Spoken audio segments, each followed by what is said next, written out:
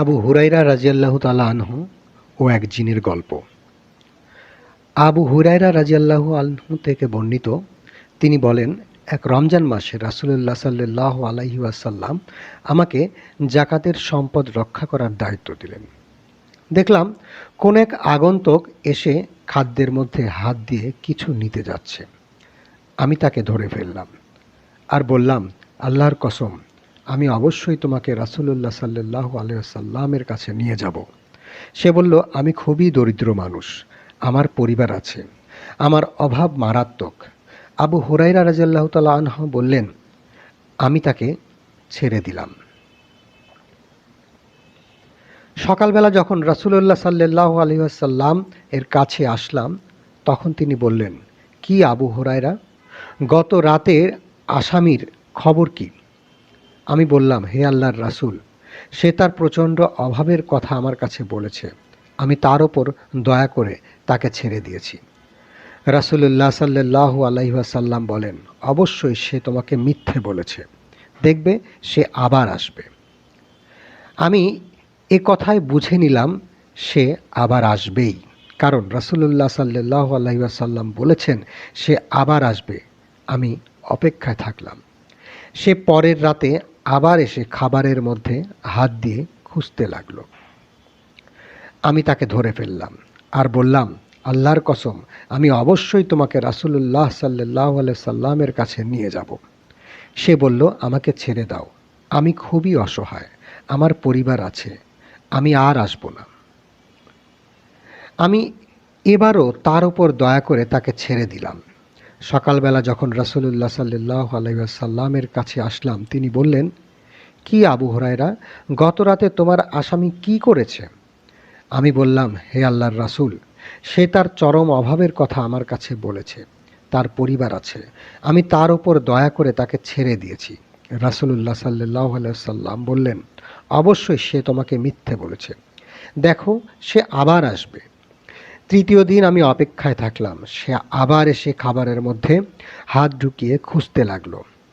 আমি তাকে ধরে ফেললাম আর বললাম, আল্লাহর কসম, আমি অবশ্যই তোমাকে রাসূলুল্লাহ সাল্লাল্লাহু আলাইহি ওয়াসাল্লামের কাছে নিয়ে যাব। তুমি ৩ বারে শেষবার এসেছো, বলেছ আসবে না, আবার এসেছো। সে বলল, আমাকে ছেড়ে দাও, আমি তোমাকে কিছু বাক্য শিক্ষা দেব যা তোমার খুব উপকারে আসবে। আমি বললাম, কি সে বাক্যগুলো? সে বলল, যখন তুমি নিদ্রা যাবে তখন আয়াতুল কুরসি পাঠ করবে, তাহলে আল্লাহর পক্ষ থেকে তোমাকে একজন রক্ষক পাহারা দেবে, আর সকাল পর্যন্ত শয়তান তোমার কাছে আসতে পারবে না। আমি তাকে ছেড়ে দিলাম। সকালবেলা যখন রাসূলুল্লাহ সাল্লাল্লাহু আলাইহি ওয়াসাল্লামের কাছে আসলাম, তখন তিনি বললেন, কি আবু হুরায়রা, গত রাতে তোমার আসামি কি করেছে?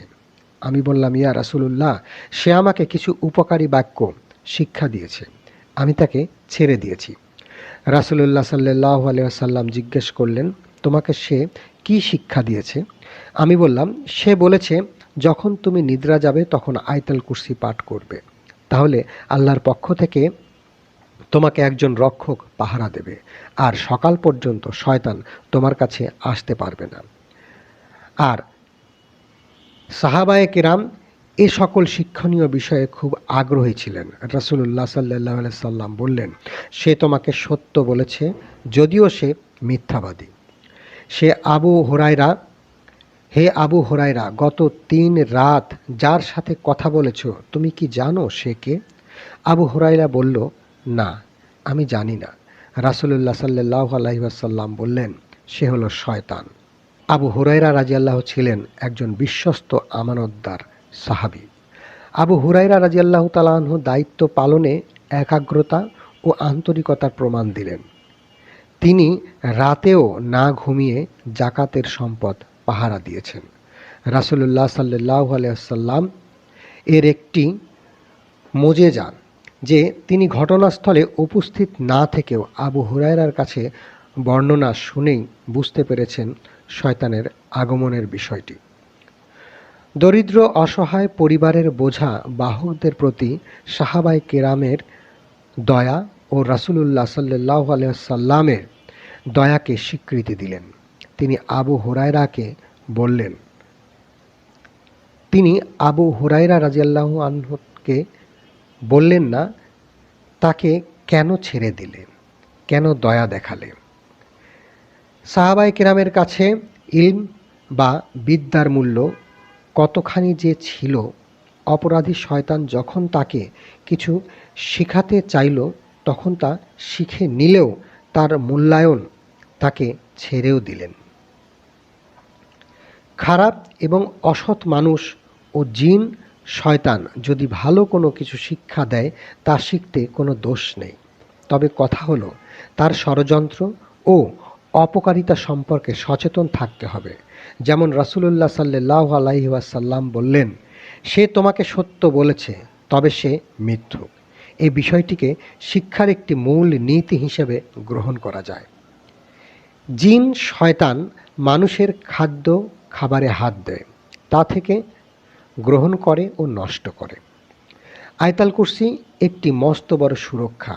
যারা আমল করতে পারে তাদের উচিত এই আমলটি ত্যাগ না করা।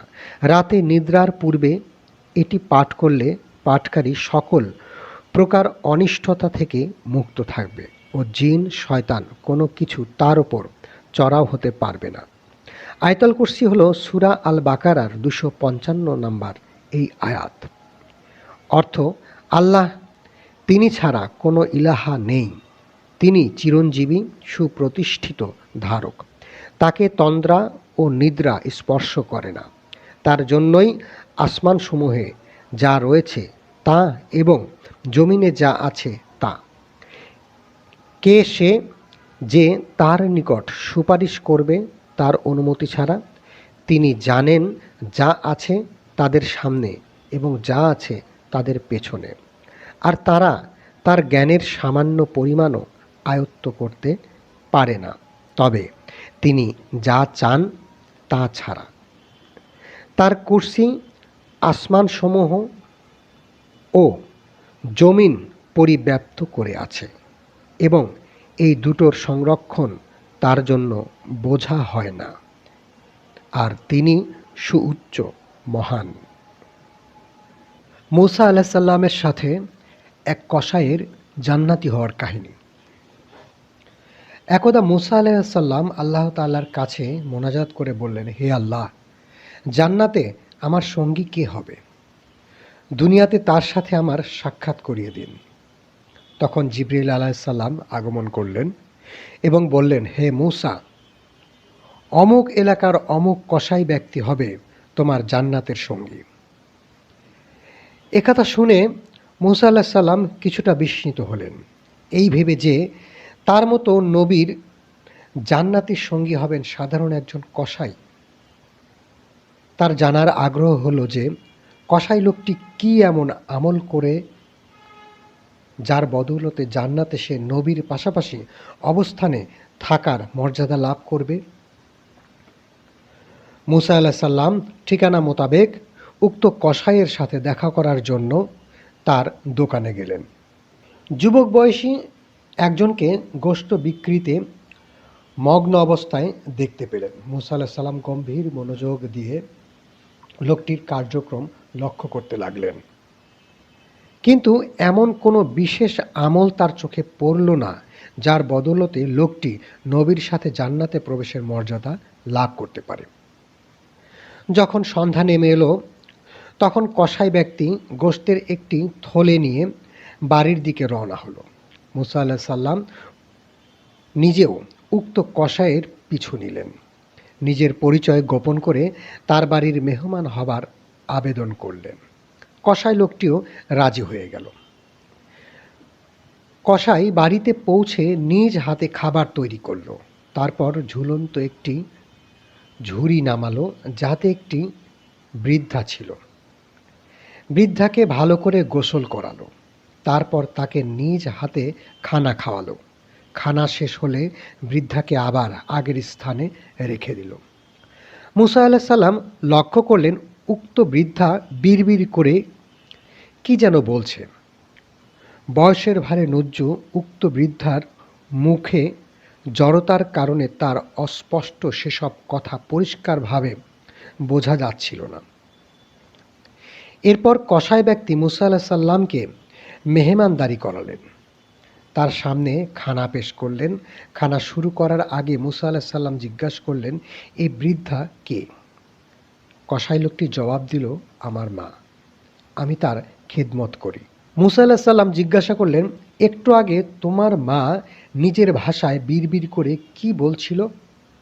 কসাই জবাব দিল, আমি যখনই মায়ের খিদমত করি তখনই তিনি বলেন, আল্লাহ তোমাকে ক্ষমা করুন এবং তোমাকে জান্নাতে মুসা নবীর সঙ্গী বানান। মুসা আলাইহিস সালাম বললেন, হে যুবক, আমি তোমাকে সুসংবাদ দিচ্ছি, আল্লাহ তাআলা তোমার মায়ের দোয়া কবুল করেছেন। আমি আল্লাহ তাআলার কাছে জান্নাতে আমার সঙ্গী কে হবে তা জানতে চেয়েছিলাম। তখন আল্লাহ তাআলা তোমার কথা বলেছেন। আমি তোমার পরিচয়ের জন্য তোমার পিছু নিয়েছিলাম, কিন্তু আমি তোমার মাঝে মায়ের খিদমত ছাড়া কোনো বিশেষ আমল খুঁজে পাইনি। এর মানে হলো, মায়ের খিদমতের পুরস্কার হিসাবে আল্লাহ তাআলা তোমাকে জান্নাতে আমি মুসার সঙ্গী হবার নিয়ামত দান করেছেন।